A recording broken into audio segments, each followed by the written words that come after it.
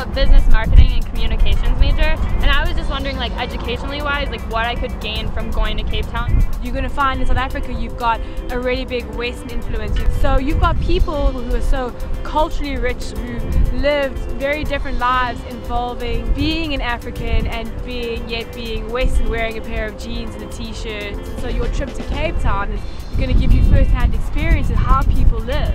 Today we're looking at Victoria's Secret. Any questions that you want to make to the team, jot them down and bring those up after the presentation is over.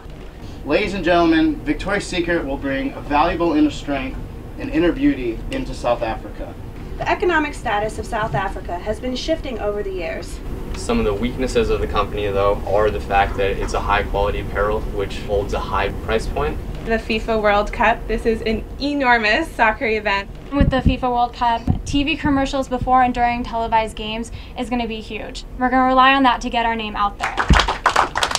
About the World Cup, it's a point of very great excitement. There's a great deal of anxiety about it too. Countries bankrupt themselves in order to put on a huge extravaganza, and afterwards they're empty. I'm from Lexington, Kentucky, and we're hosting the World Equestrian Games in 2010. It's kind of the same thing. There's going to be like 600,000 people there, and it's not that big of a place. That's a really good point. You'll see a lot of poverty there.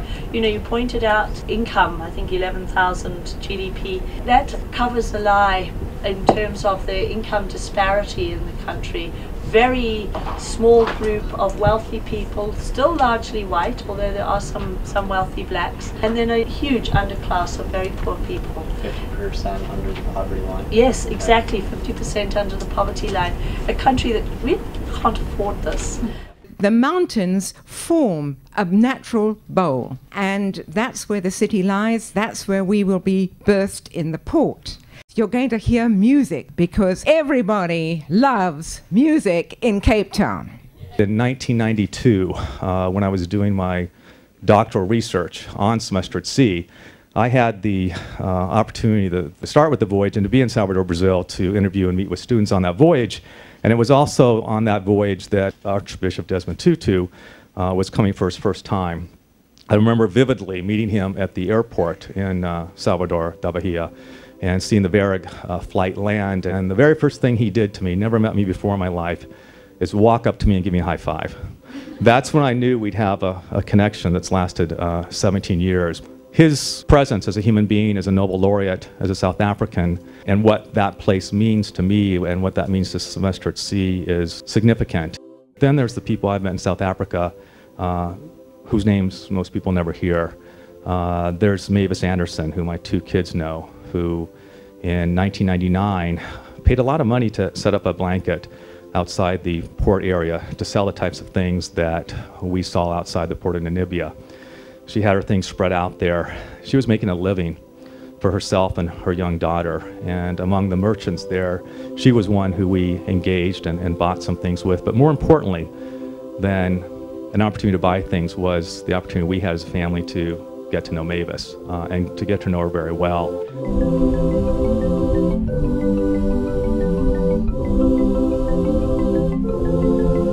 We're just coming into Cape Town right now. We're in the Table Bay area here. And unfortunately Table Mountain's completely obscured by clouds. This GPS here has been telling us where exactly we are. We're quickly approaching the Cape Town area and our dock. For me, the best part of Cape Town used to be the mountains. I've climbed all over Table Mountain and Lion's Head. I'm so happy to be back. I love this city. I love this continent. I really feel at home here. There's so many layers to this city, all the culture of the townships, and I'm doing a couple of things I've done before just because I want to go and watch the students do that and see their reactions. I think it's interesting to see how different countries treat the environment. In Namibia, it was really cool because they have the environmental protection in their constitution. I don't really know what to expect in that area here. I think the variety of people, variety of scenery, I'm looking forward to seeing as much of it as I can. My roommate has two friends that came on Semester at Sea before, and they did a service project called Africa Jams, and then they came back, and they've been here 2 years since working with the service project that they did when they were on Semester at Sea. I have an FTP today with writers of South Africa who are going to come on. 3 writers are going to come on board. And this evening, the cultural activity with the plays. But what's also going to be nice, and we didn't do this last time, we're going to go to a township on Sunday, on our last day. For both of us. Yeah. Interested in seeing how people make a living off the grapes and the wine industry. That's not an industry we really have in Kentucky, so just learning about that industry, and then I can take it back and apply it to my classes. This is the port that I'm most excited for, and when we get off, I'm going to go walking with baboons. Girl, I've always wanted to come to South Africa, and it's a port city, and I'm a marine biology major, and I'm going to go cage diving with great whites, and can't wait to see everything that it has to offer.